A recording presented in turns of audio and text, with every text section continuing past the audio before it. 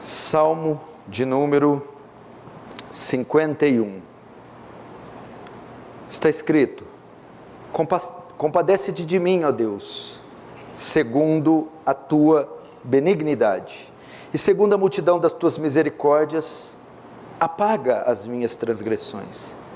Lava-me completamente da minha iniquidade e purifica-me do meu pecado.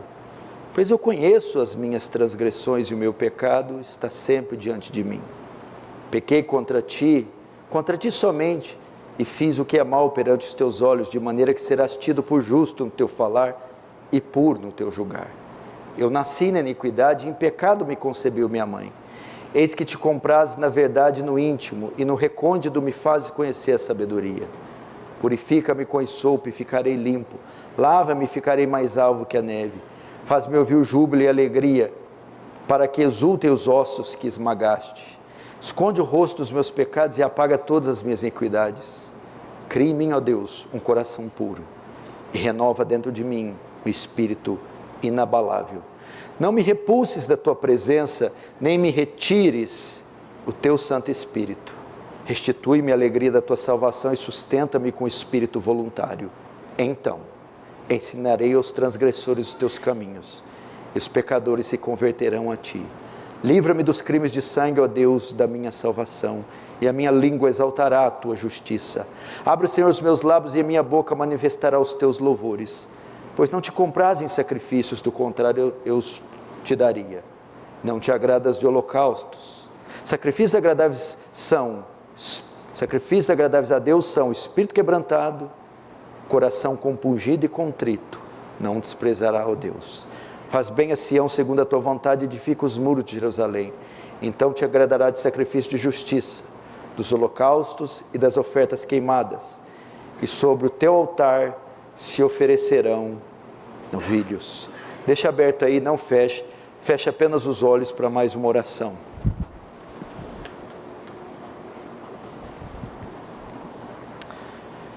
Querido Deus, diante de Ti nos colocamos mais essa noite, Senhor, cônscios da nossa pequenez e insignificância, e da nossa urgente necessidade de graça, de arrependimento verdadeiro,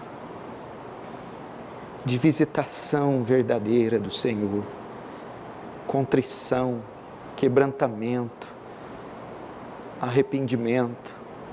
Oh Deus, oh Senhor, fala conosco hoje.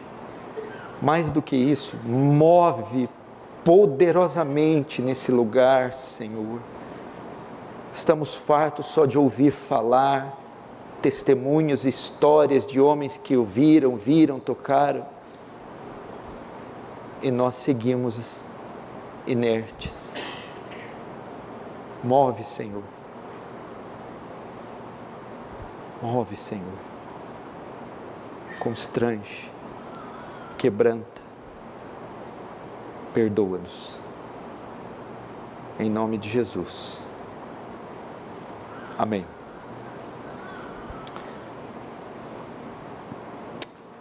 Irmãos, eu vou fazer algumas pregações primeiro, antes de começarmos a série de exposições na carta aos Coríntios.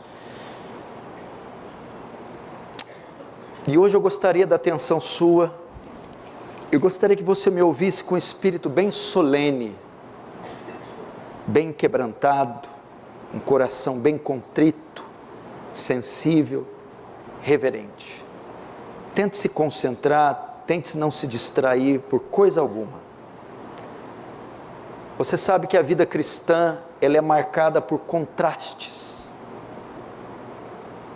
Uma hora estamos felizes, outra hora estamos tristes.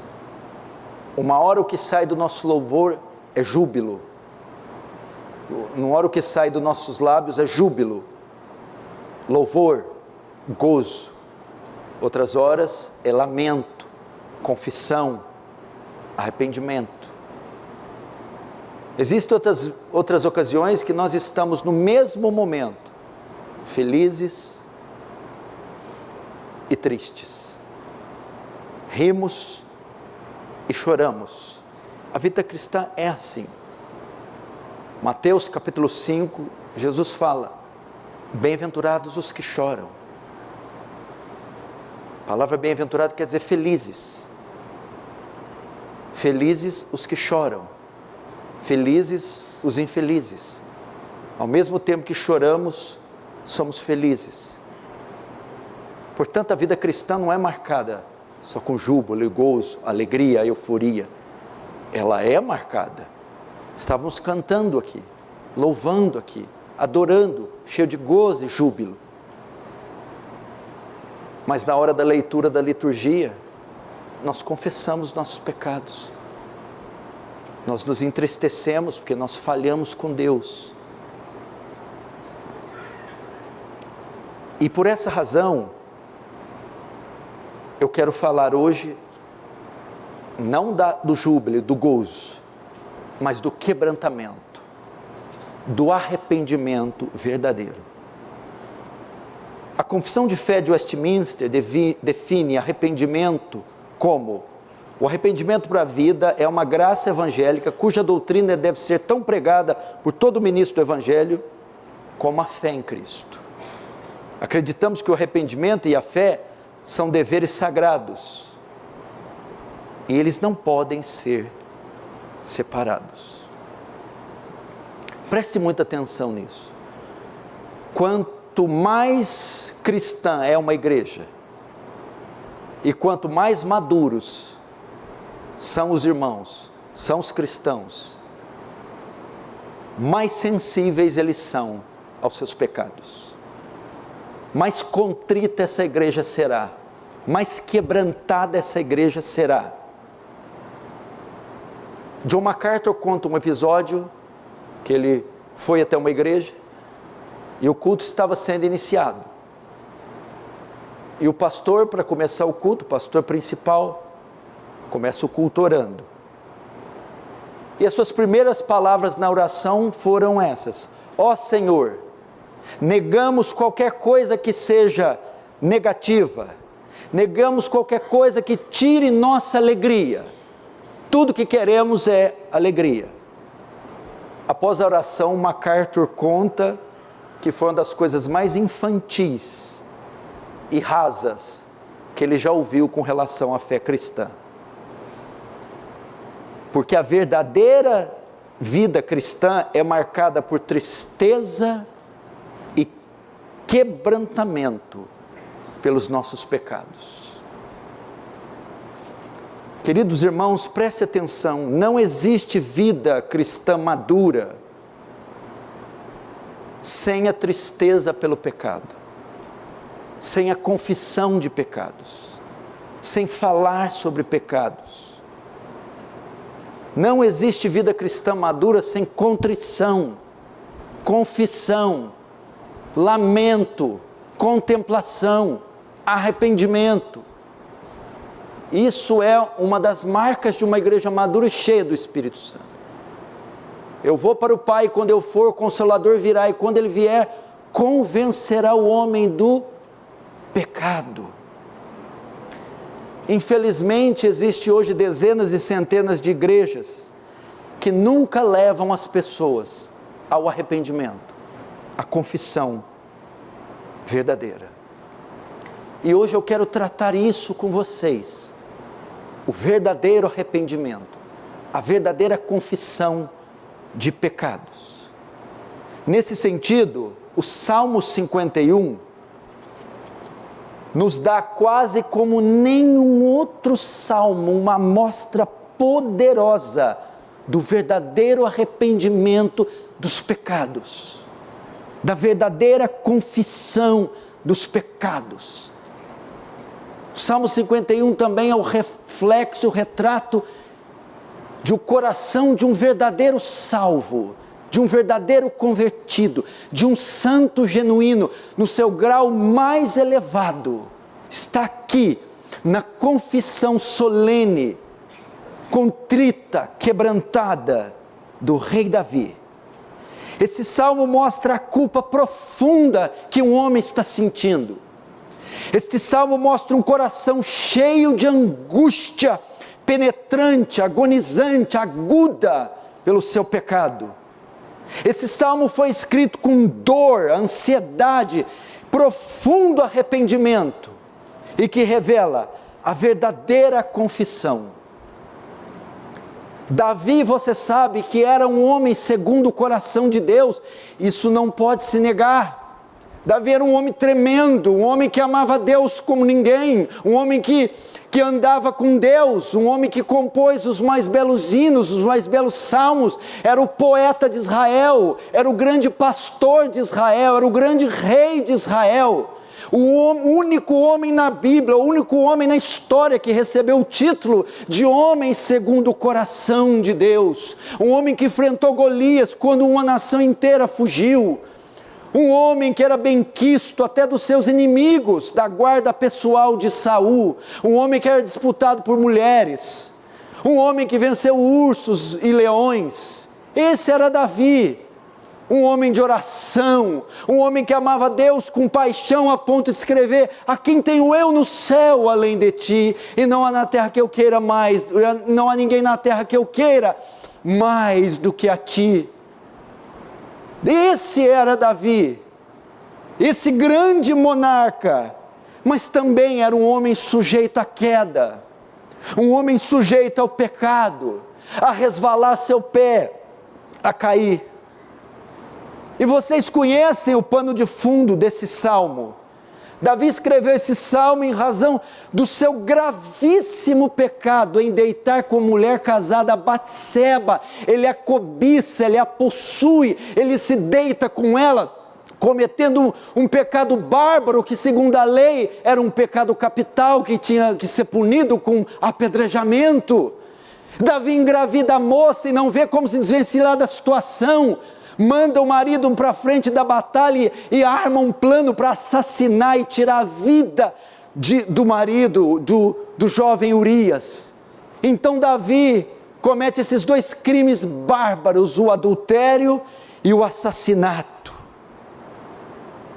Então vem depois de 9 meses, o seu pecado é descoberto, revelado pelo profeta Natã. Então, após ser descoberto, Davi foi profundamente tomado de convicção do pecado. E Davi só obteve alívio quando confessou esses pecados de todo o seu coração diante de Deus. E isso é claramente visto nesse salmo. Aqui está um homem que sente todo o peso da sua culpa, e arrependido, confessa toda a sua iniquidade. E é isso que eu quero tratar com você essa noite. O que Davi está sentindo aqui, é muito difícil até mensurar e traduzir em palavras o sentimento profundo de Davi. E ele escreve de uma forma poética e usa muitas figuras do salmo. Mas o que Davi estava sentindo pode ser resumido assim: o pecado deixou Davi sujo e ele queria ser limpo. A culpa o deixou doente e ele queria ficar curado. A desobediência o deixou isolado, apartado, escondido. E ele queria se reconciliar.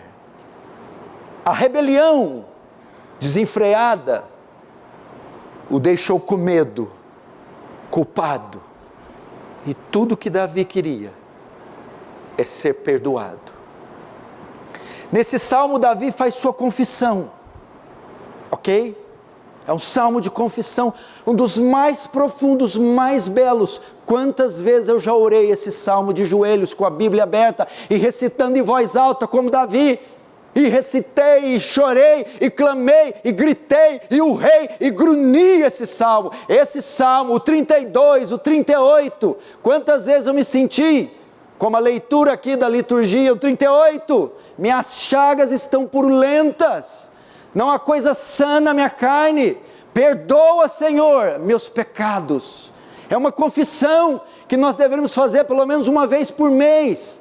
trancar no quarto e ficar ali 24 horas com a água e a Bíblia, e dizer: Senhor, perdoa-me, Senhor, perdoa-me, perdoa-me, porque eu tenho pecados suficientes para ser condenado por 10 eternidades. Perdoa, Senhor. Como o reverendo Augusto Nicodemos diz sobre essas teologias da prosperidade, crentes que vão na igreja pedir: me dá isso, me dá isso, me dá isso, me dá isso.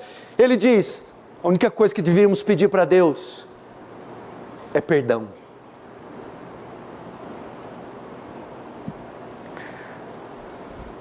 Nesse salmo, Davi faz sua confissão, e nessa confissão temos os traços do verdadeiro arrependimento. Aqui, ele nos ensina 3 lições, é o que veremos. A primeira: veja seu pecado como ele é. A segunda: veja Deus como ele é. E a terceira: veja a si mesmo como você é. Qualquer confissão verdadeira, qualquer arrependimento verdadeiro, terá que interagir com esses 3 componentes: ver meu pecado como ele é, ver Deus como ele é, e ver a mim mesmo, a si mesmo, como eu sou. Primeiro, vamos para o primeiro: veja seu pecado como ele é. Fica claro nesse salmo que Davi entendeu o seu pecado, no grau de profundidade como ele era.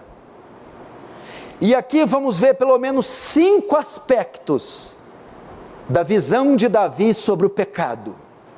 O primeiro aspecto: Davi sabia que o seu pecado merecia julgamento, punição, juízo.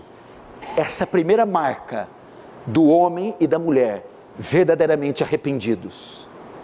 Ele sabia que o seu pecado merecia punição. Veja o verso 4. Pequei contra ti somente fiz o que é mal perante teus olhos, de maneira que será tido por justo no teu falar e puro no teu julgar.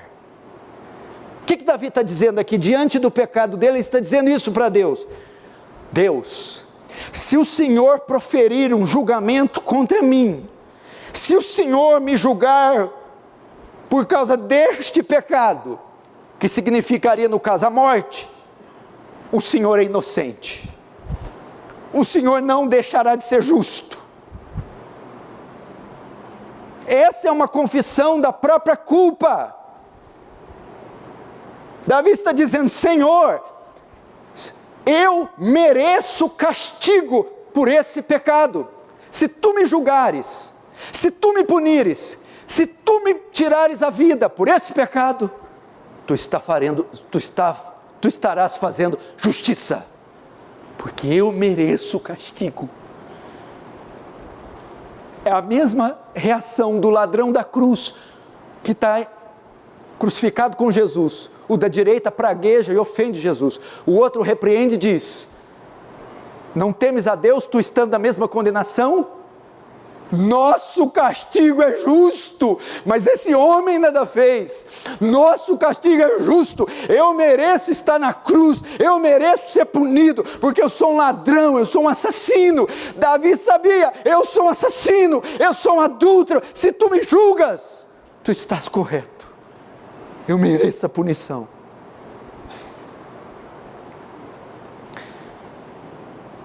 É uma confissão da sua própria culpa. Se você que pecou, peca, ou diz que ser um cristão e não passou por isso, não passa, não houve verdadeiro arrependimento. O arrependimento é quando pecamos e vemos alguma tragédia no jornal, alguma coisa horrorosa, e dizemos: eu tinha que estar lá, no meio daquela tragédia. Número 2, só podemos apelar à misericórdia.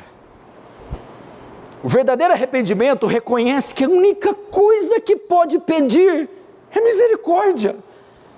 O verso 1, compadece de mim, ó Deus. No original Tem misericórdia de mim, ó Deus, segundo a tua benignidade, segundo a multidão das tuas misericórdias, apaga minhas transgressões. Veja só, Davi está apelando à graça e à misericórdia. Por quê? Porque ele não pode apelar à justiça, ele não pode apelar para a lei, ele não pode apelar para o mérito. Por que não pode? Porque ele é culpado e sabe que merece o castigo, então ele apela para misericórdia.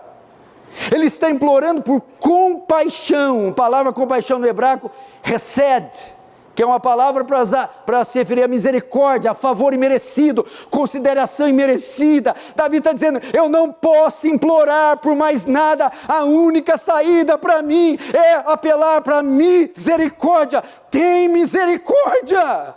Davi está dizendo, me poupa daquilo que eu mereço, não aplica em mim aquilo que eu mereço, não me dê aquilo que eu mereço, ou seja, julgamento, castigo, condenação.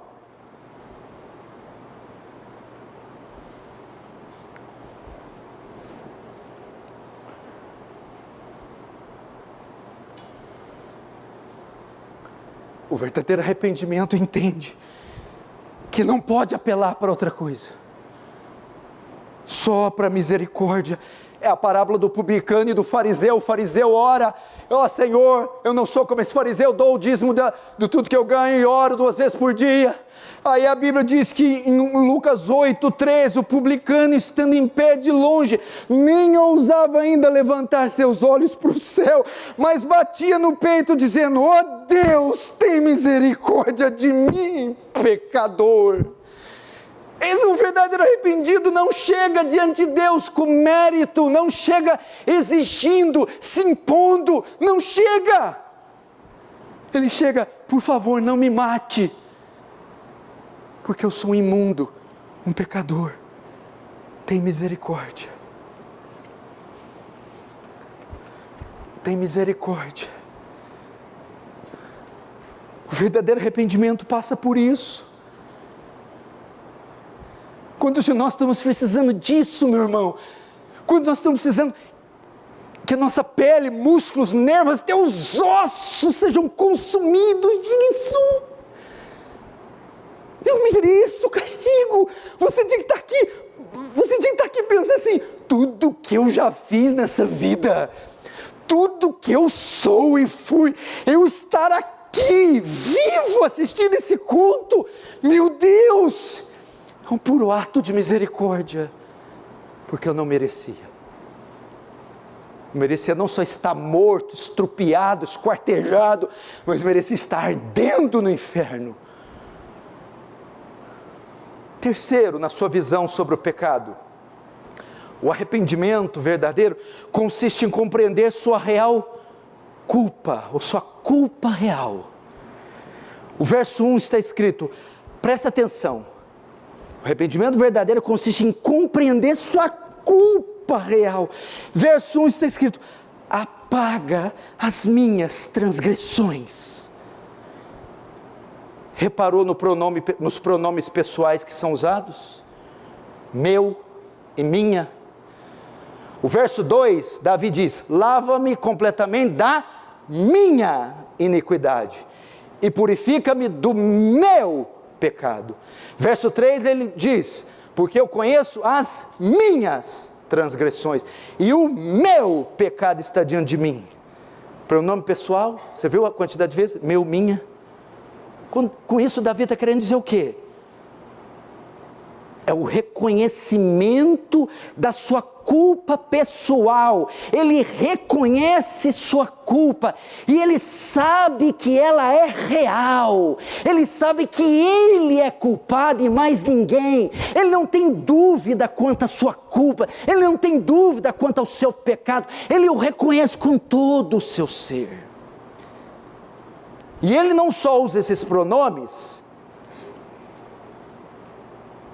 referindo a si mesmo, como usa todos os pronomes para o mal, mostrando que admite o erro. Veja só, o verso 1 ele diz, apaga as minhas, olha o pronome pessoal, minhas transgressões, lava-me completamente da minha iniquidade. Purifica-me do meu pecado.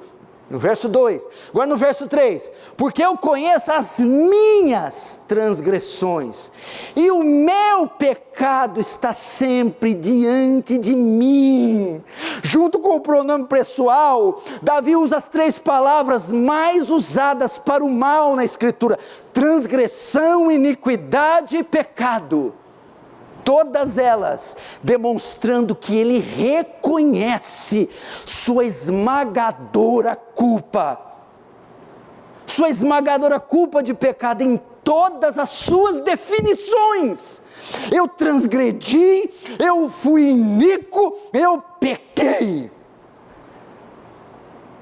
Irmãos, essa aqui é uma evidência do verdadeiro arrependimento. É como o filho pródigo que pediu os bens para o pai, gastou rebeldemente, prodigamente, vivendo em devassidão, e agora lá morando com os porcos, ele disse: voltar-me-ei para a casa do meu pai e direi: pai, eu pequei, fui eu que pequei, somente eu, e nada além, ninguém além de mim, sou culpado.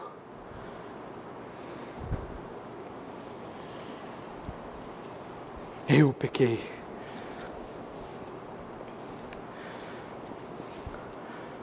Quarto, ainda há um quarto elemento na sua visão sobre o pecado. Davi não só reconhece sua culpa pessoal, mas ele aceita toda a responsabilidade pelo pecado. Davi não terceiriza o seu pecado. Davi não procura um responsável para dividir a sua culpa. Ele assume toda a responsabilidade pelo pecado. Veja o verso 4: contra ti somente pequei e fiz o que era mal à tua vista. Ele não fez como Adão, que quando foi pego disse: a mulher que tu me destes, ou como Eva, que quando foi pega, a serpente me enganou. Ele não terceirizou, ele não colocou outros na equação, ele assumiu a responsabilidade e disse: a culpa é minha, e não é de mais ninguém, é minha, não é da minha mulher, não é dos meus filhos, não é dos meus pais, da professora, do patrão. Sou eu o culpado, o culpado, sou eu. Poupa minha mulher, poupa meus filhos, eu é que sou o demônio, poupa, sou eu,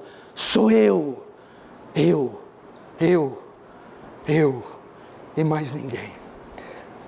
Isso aqui é uma evidência poderosa de alguém que não é crente, ou que não se arrependeu verdadeiramente. Eu pequei, porém, mas entenda, esquece. Mulher que o Senhor me deu, mas também você não conhece lá.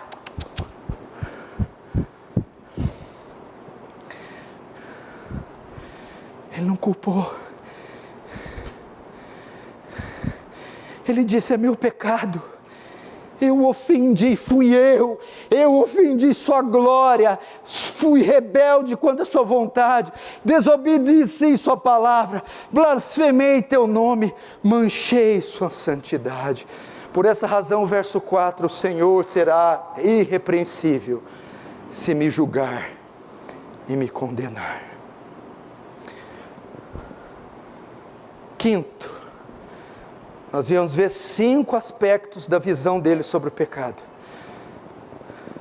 Ele entende que isso é parte da sua natureza.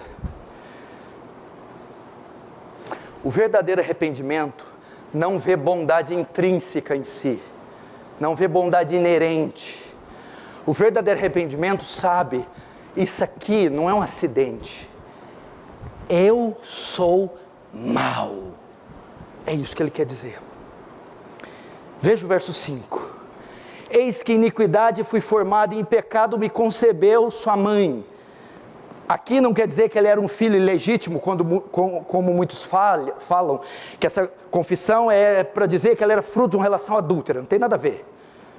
O que essa declaração significa é que Davi entende que desde sua concepção era um pecador. Davi está dizendo: eu reconheço que não há bondade inerente em mim, não há bondade, minha essência é má, eu sou constituído de iniquidade, tecido, tramado, confeccionado em iniquidade. Davi não está dizendo que o pecado com Batseba e Urias foi um acidente e que no fundo ele era uma boa pessoa. Não, ele está dizendo com toda honestidade: este realmente sou eu.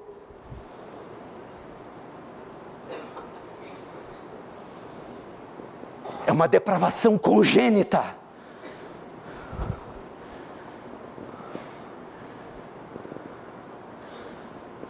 Ô irmão, o que aconteceu? Você fez aquilo lá, mas foi um lapso. Não, pastor, esse sou eu. Nossa, irmã, você é tão quietinha, falaram de mim, de você para mim, mas você sabe, é claro, a gente conhece seu testemunho, claro que eu duvidei. Não, essa sou eu, maligna. Isso só foi um tentáculo do que está dentro de mim. E assim, eu encontro vez ou outra uma mulher, um homem, uma pessoa que vai confessar, e às vezes chega e pastor, o senhor não tem ideia o que passa no meu coração, pastor, quão má eu sou, o quão mal eu sou. Isso é só a ponta do iceberg. Está aí uma pessoa verdadeiramente arrependida. É uma depravação congênita. Jó 14:4, quem da imundícia poderá tirar coisa pura? Jó 9, 30 e 31, mesmo que eu me lave com sabão e limpe as mãos com soda, 31, tu me lançarás num poço de lodo, e até minhas roupas terão nojo de mim. Jeremias 17, 9, enganoso é o coração mais que todas as coisas, e desesperadamente corrupto. Isso é o que eu sou. Gênesis 8, 21, o seu coração é inteiramente inclinado para o mal, desde a infância.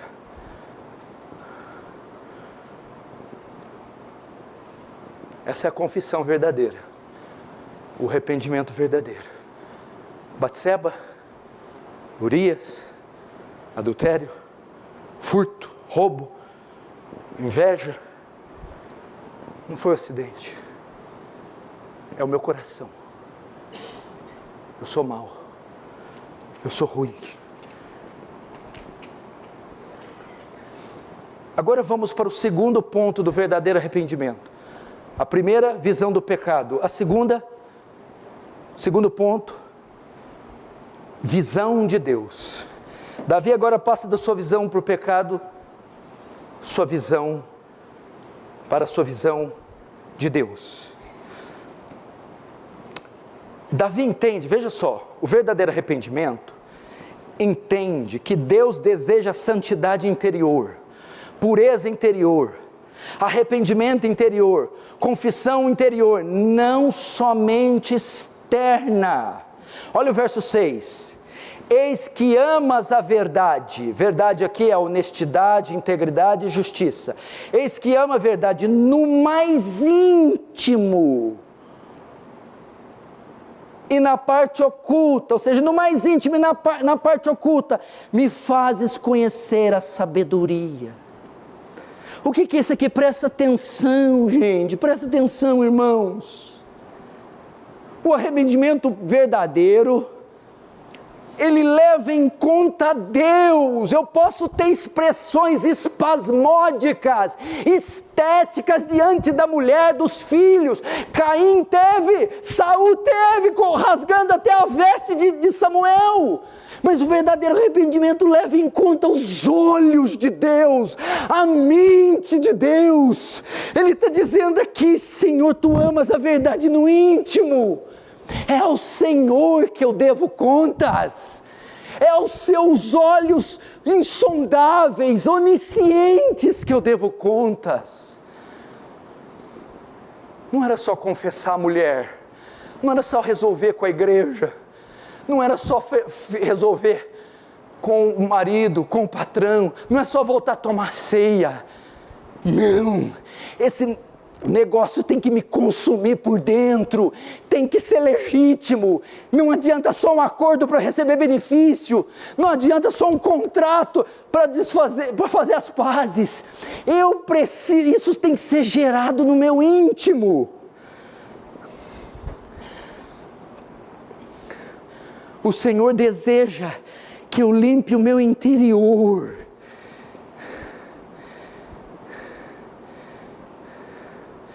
Esse é um elemento poderoso do arrependimento verdadeiro. O penitente deseja mudança por dentro. Ele sabe que não basta uma limpeza superficial, uma mudança exterior. Ele entende que a maldade, o pecado nasce no coração e é lá que ele deve morrer.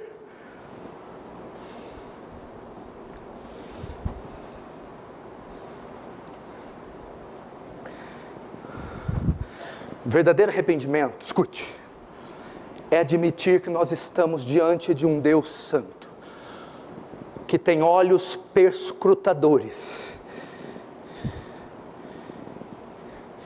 que julga foro íntimo, e que não se contentará com uma mudança meramente externa ou superficial. Lembra quando Samuel foi ungir os filhos de Jessé e vê Eliabe?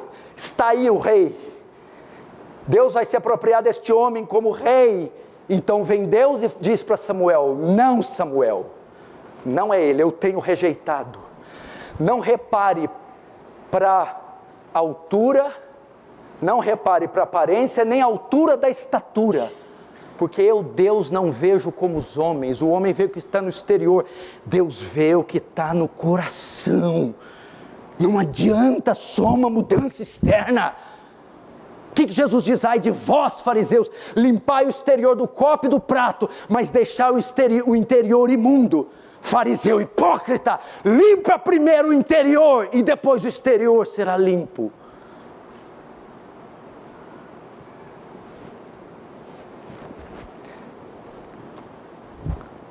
Vai ser difícil alguém chorar nesse culto? Não. Cantar? Não. Se eu chamar a frente para ajoelhar? Não. Fazer uma encenação com a esposa? Não. O arrependimento verdadeiro, ele leva em conta a santidade de Deus, ele leva em conta o que Deus pensa. Você vai no banheiro, Deus está no banheiro. Você digita no celular, Deus está no celular. Deus sabe o CPU todo, o histórico todo. Deus sabe o que está aqui gravado nos seus 1 bilhão de neurônios, de células nervosas do seu cérebro. Deus sabe, Deus vê. E o verdadeiro arrependimento, ele quer alcançar esses olhos perscrutadores e dizer: me perdoa diante dos teus olhos. É eles que eu quero convencer. Eles são o alvo do meu arrependimento. Em segundo lugar, Davi reconhece não só a santidade de Deus, mas também o poder de Deus. Verso 7 diz assim: purifica-me com sopo e ficarei limpo, lava-me e ficarei mais alvo que a neve.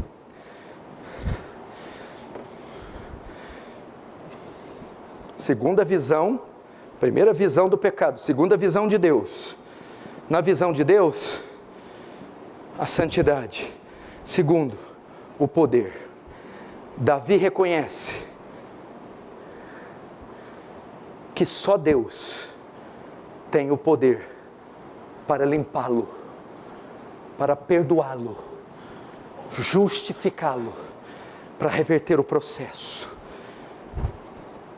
Qual que é a ideia do verdadeiro arrependimento? Deixa eu tentar explicar isso aqui, ele é muito importante, mas eu talvez não consiga explicar.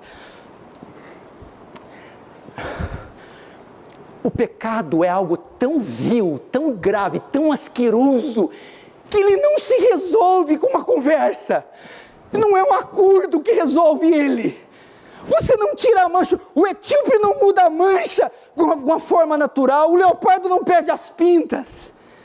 Você não pode resolver com essa cara lavada, falando para a mulher, mulher, foi mal, pastor, agora vamos voltar. Não, Davi reconhece, o negócio é tão profundo, tão extenso, só Deus pode reverter isso, só Deus pode me curar, só Deus pode me perdoar, eu não tenho nenhuma outra chance.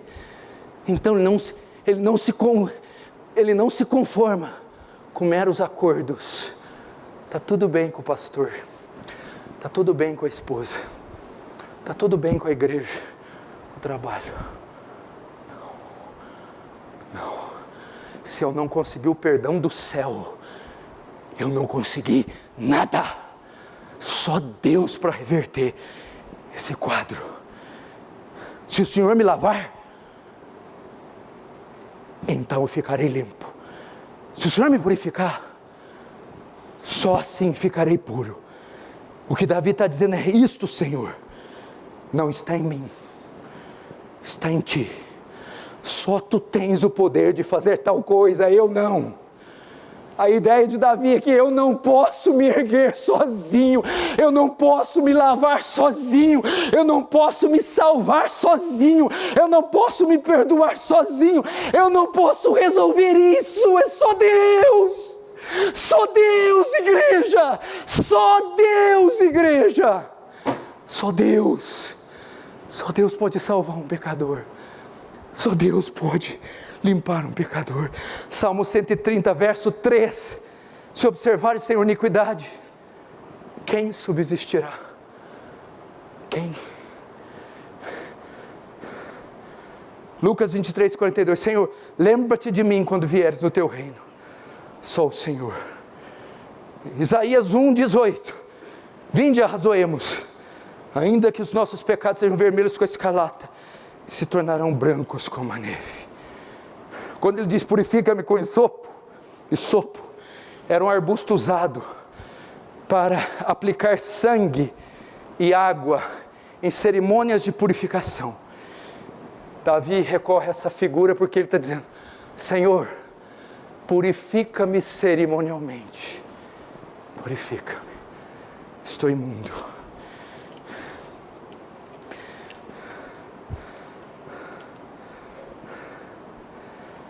Agora, há um parênteses para um alívio no Salmo, que está muito pesado. Davi não vê só a justiça, a glória, a pureza, o poder de Deus, mas também bondade. Davi vai mostrar um pouquinho agora da eficácia do arrependimento. Mas será que isso surte efeito? Será que isso pode mudar a minha vida? Será que isso podia mudar o quadro de Davi? Ele vai mostrar a eficácia do arrependimento verdadeiro. Agora, na sua visão de Deus, Davi reconhece a bondade de Deus. Veja o verso 1. Compadece-te, ou tem misericórdia de mim, Senhor, segundo a tua benignidade, que é o mesmo que bondade. O que é isso aqui, igreja? Davi sabia que Deus era um Deus de graça, de perdão, de misericórdia, de compaixão e um Deus de bondade. Então Davi sabia que por causa da bondade inerente do ser de Deus, Deus quer a sua restauração. E no verso 8, Davi ora, faz-me ouvir o júbilo e a alegria, para que gozem os ossos que tu esmagaste ou quebraste. Davi quer a restauração, quer reconciliação com o seu Deus. Deus aqui esmagou os ossos de Davi. O que é isso? Humilhou Davi, fez Davi sentir o peso do pecado, a vergonha e a culpa pelo seu pecado. Porém, ele sabe que Deus quer a sua restauração. Mas baseado em que Davi acredita nisso? Na bondade de Deus. Ele sabe que pode obter o perdão. O verdadeiro arrependimento tem como base a bondade de Deus. Ele vai a Deus arrependido porque sabe que o arrependimento não voltará sem respostas. E por quê? Porque ele sabe que ele é um Deus bom, ele é um Deus que perdoa. Olha o verso 9, esconde a tua face dos meus pecados. Que oração linda, que coisa linda para orar. Senhor, esconde a tua face, tampa seu rosto dos meus pecados, esconde o seu rosto, vira para lá, Senhor, e apaga todas as minhas iniquidades. Não é assim quando você faz algo, você não quer, vira o rosto para lá.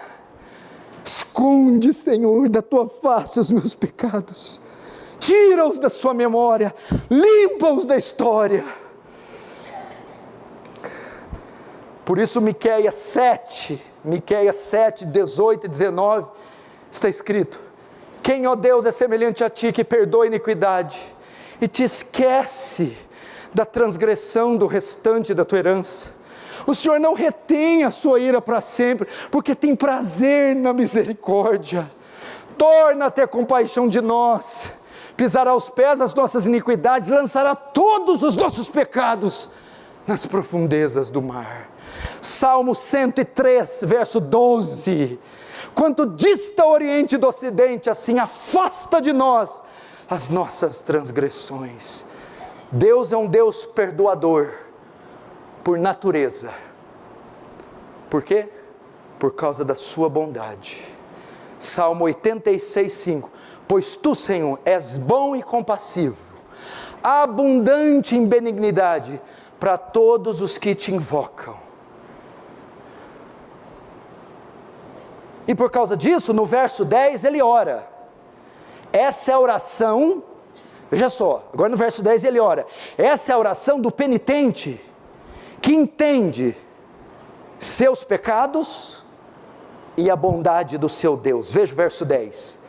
Cria em mim, ó Deus, um coração puro, renova em mim um espírito reto. Não me lance fora da tua presença, e não retire de mim o teu espírito. Torna-me da alegria da tua salvação e sustém-me com espírito voluntário. Olha só aqui.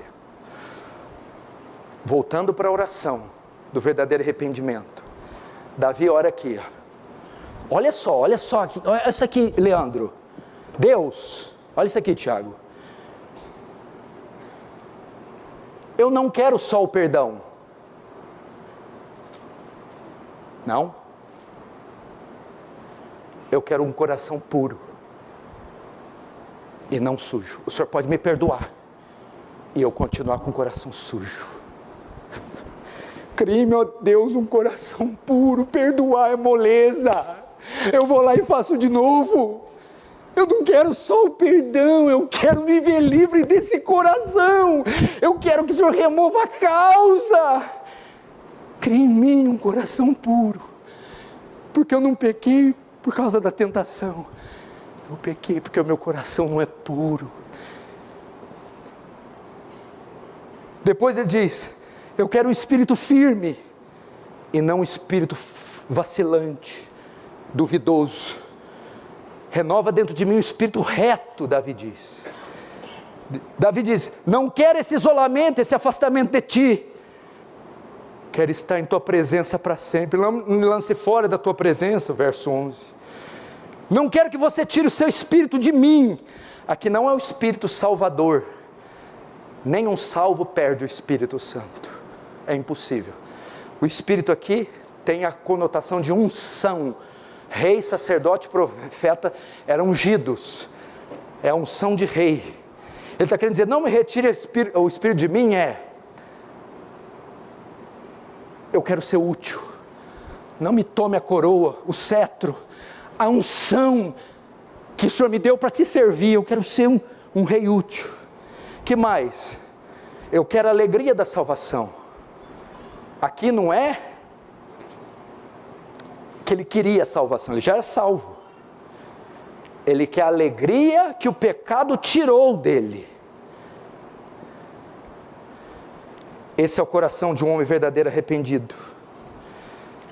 Agora, vamos para o último. Não fique nervoso, já estou acabando. O verdadeiro arrependimento passa pela visão do pecado, a visão de Deus e agora a visão de si mesmo. Olhando agora para a sua própria vida, o que acontece?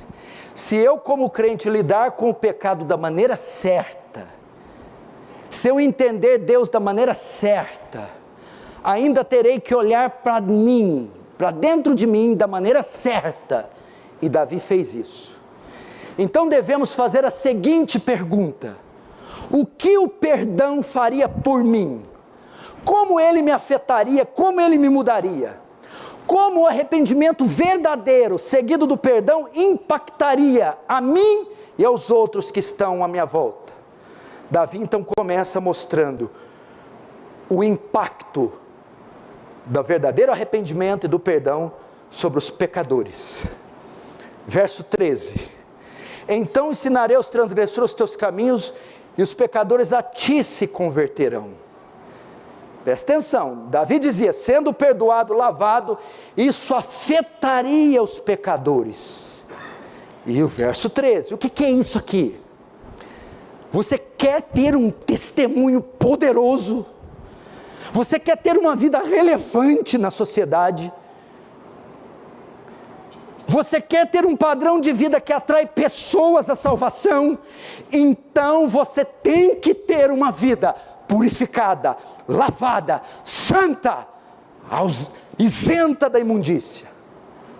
Você quer impactar a sociedade caída na qual você está inserida, amigos, parentes, ímpios? Pureza, seja santo. Lembra de Isaías 6? Antes de Isaías ser enviado, o que teve que acontecer? Um anjo tirou uma brasa do altar com uma tenaz e colocou na boca, e Isaías teve os lábios purificados. Isaías 6:7, com a brasa tocou minha boca e disse, eis que ela tocou seus lábios, e a tua iniquidade fora tirada e perdoado o teu pecado. Verso 8, depois disso, depois do que? Da purificação, ouvi a voz do Senhor que dizia, a quem enviarei? Quem há de ir por nós? Disse eu, eis-me aqui, envia-me a mim. Só um homem limpo, só uma mulher limpa, só um jovem limpo pode impactar a sociedade ao seu redor. Verso 14, livra-me dos crimes de sangue, ó Deus, da minha salvação, e a minha língua louvará altamente a tua justiça. Abre, Senhor, os meus lábios e a minha boca entoará o teu louvor. Liberta-me dessa culpa, e os pecadores a ti se converterão. Agora há uma segunda consideração que ele faz ao olhar para si mesmo. A primeira, o impacto quanto aos pecadores. Agora não tem a ver mais com os pecadores, mas com Deus. Verso 16, pois não deseja sacrifício, não te daria, não se deleita de holocaustos. Os sacrifícios para o Senhor são espírito quebrantado. Um coração quebrantado e contrito não desprezará a Deus. Presta atenção, o que Davi estava dizendo aqui? Deus, Deus, eu quero uma vida que te agrade, eu quero uma vida que agrade a Deus, que a minha vida conduza pecadores à salvação, sim, mas que a minha vida também exalte ao Senhor, que o Senhor seja, que a minha vida, a ideia é assim, quando Jesus foi batizar, ele ouviu uma voz do céu que dizia, esse é meu filho amado em quem me comprazo. Traduzindo, esse é meu filho que me dá prazer, esse é meu filho que me dá alegria. E Davi queria o perdão, porque ele queria que Deus tivesse prazer nele. Esse é meu filho Davi, no qual eu tenho prazer. Esse é meu filho Davi que me dá alegria. E como isso é possível? Uma vida limpa, pura e não imunda. Como alcançar isso? Como estar lá no trabalho, trabalhando, e Deus olhar lá de cima e dizer: a vida desse homem me dá alegria. Como conseguir isso lá na escola, na sala de aula, com alunos e professores, e Deus olhar: esse menino, essa moça, é meu prazer. Como na rotina de casa, com roupa, coisas, casa, comida, essa dona de casa é meu prazer. Como? Com verdadeiro arrependimento, a vida limpa, com quebrantamento, com contrição. Por fim, uma terceira consideração de Davi: sua purificação, seu arrependimento, seu perdão, não afeta só os pecadores ímpios, nem só a Deus, mas também os crentes, a igreja. Por que Davi queria o perdão? Isso ia impactar a sociedade, ele ia ganhar pecadores. Por que Davi queria perdão? Isso ia impactar Deus, ou agradar Deus, seria um sacrifício de louvor a Deus. Terceiro, por que Davi tinha um arrependimento verdadeiro, queria o perdão? Porque isso impactaria os santos, a igreja, você. Verso 18: faze bem a Sião, segundo a tua boa vontade, edifica os muros de Jerusalém, então te agradará de sacrifício de justiça, dos holocaustos, das ofertas queimadas, então se oferecerão novilhos no teu altar. Meu Deus do céu! Davi entende que se sua vida não estiver bem, ele não será útil para o povo de Deus. Ele não vai ser um bom ministro, um bom cantor, um bom pregador, um bom teólogo, um bom missionário, um bom diácono. Salmo 66, 18 diz assim: se eu considerar a iniquidade do meu coração, o Senhor não me ouvirá. Eu não poderei interceder para o povo de Deus se eu estiver com mãos imundas.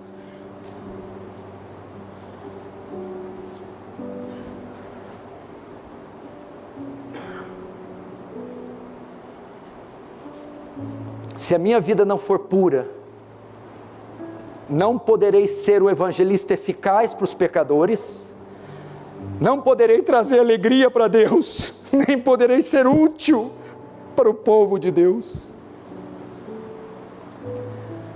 Por isso que temos igrejas mortas, por isso que temos congregações passando fome, porque ministros em pecado, gente despreparada, envolvida em escândalos, imundícias, como podem interceder para o povo, pregar para o povo, aconselhar o povo, impor as mãos no povo? E Davi sabia: não posso ser útil para o povo sem o arrependimento e o perdão. O que está em jogo aqui? Sua utilidade para os perdidos, sua utilidade para a igreja, sua utilidade para Deus. Essa é a oração de um homem arrependido. Esses são e foram os sinais do verdadeiro arrependimento. Meninos, olhem para mim.